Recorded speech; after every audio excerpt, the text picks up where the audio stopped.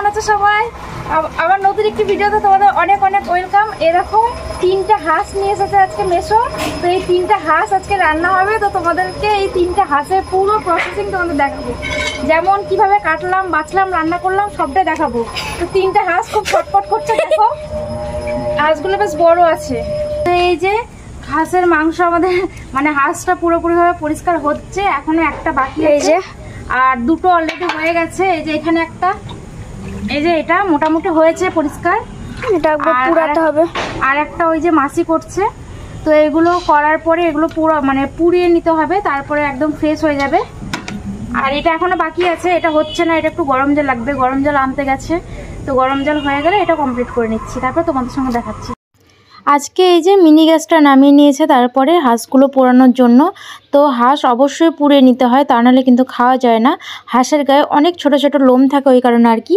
তো এই মিনি গ্যাসটা অনলাইন থেকে নিয়েছিল মেশো। তো এটা দেখো কত কিউট, তাই না? তো এই গ্যাসটা নিয়েছিল কারণ কি, মাসি যখন উপোস টুপোস করে তখন টুকটাক চা টা করার জন্য, তারপর এখানে ওখানে ঘুরতে যায়, তখন একটুখানি মানে এটা নিয়ে যাওয়া খুব মানে ইজি হয় আর কি, ছোট্টর মধ্যে। ওই কারণে আর কি এটা কিনেছিল। তো এই যে হাঁসগুলো এটার মধ্যে খুব সুন্দর করে পুড়িয়ে নিচ্ছে। আর হাঁসের মাংস অবশ্যই পুড়িয়ে নিতে হয়, না তো হাঁসের গায়ে প্রচণ্ড ছোট ছোট লোম থাকে, তো ওগুলো খাওয়াটা ঠিক না।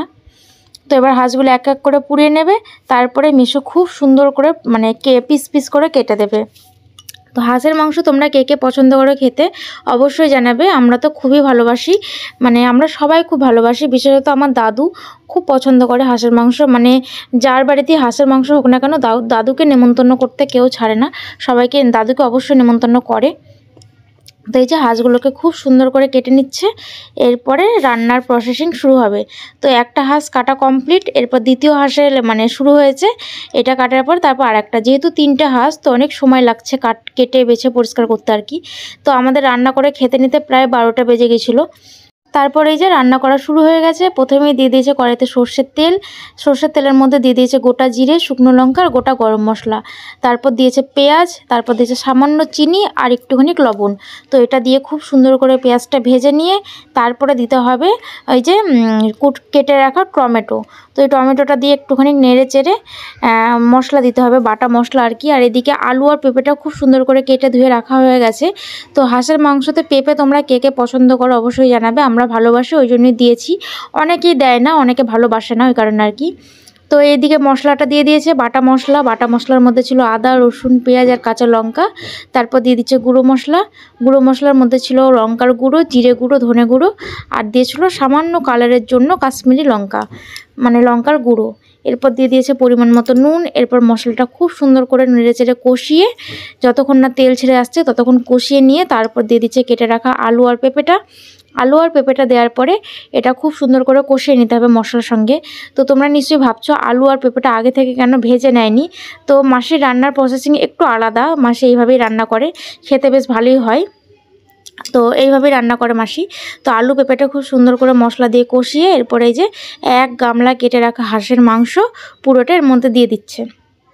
তো মাংসটা দিয়ে অবশ্যই খুব সুন্দর করে কষিয়ে নিতে হবে যতক্ষণ না মানে তেল ছেড়ে আসছে। তো হাঁসের মাংসতে প্রচুর তেল, তোমরা তো জানো।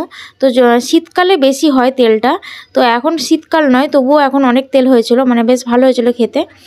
তো হাঁসের মাংসটা খুব সুন্দর করে কষিয়ে নিতে হবে। আর আজকে 2 ভাগে রান্না হবে, এক ভাগে হবে ঝোলের জন্য আর এক ভাগে হবে কষার জন্য। তো ঝোলের জন্য খানিকটা তুলে নেবে কষানোর পরে, তারপর প্রেসার কুকারে 2-3টে সিটি দিলেই হয়ে যাবে জল দিয়ে। আর কষানো তো কড়াইতেই হয়ে যাবে, মানে একটু সময় নিয়ে কষাতে হবে আর কি, ঢেকে ঢেকে, তাহলেই সেদ্ধ হয়ে যাবে। অনেকেই ভাবে হাঁসের মাংস অনেক শক্ত, সেদ্ধ হতে চায় না, কিন্তু একটু সময় নিয়ে রান্না করলে অসুবিধা হয় না, সেদ্ধ হয়ে যায়। আর ওই যে ওইদিকে 2টো গোটা রসুনও দিয়ে দিয়েছে, আমার জন্য একটা আর দিয়েছে দাদুর জন্য একটা। তো আমরা গোটা রসুন খেতে পছন্দ করি ওই কারণে আর কি। তো এই যে ঝোলের রান্নাটা হয়ে গেছে প্রেসার কুকারে, আর কষাটা এখনও হচ্ছে। তো তারপরে যে রান্নাবান্না কমপ্লিট করে চলে এসেছি আমি খেতে। তো এটা আমি খাচ্ছি, আমি আর আমার বোন পাশাপাশি এখন খাচ্ছি। তো অনেস্টলি বলছি দারুণ হয়েছিল খেতে, দারুণ হয়েছিল। তোমরা অবশ্যই একবার এইভাবে রান্না করে দেখতে পারো, খুবই ভালো হয়েছিল। তো এই ছিল ভিডিওটা কেমন লাগলো অবশ্যই জানাবে। টাটা।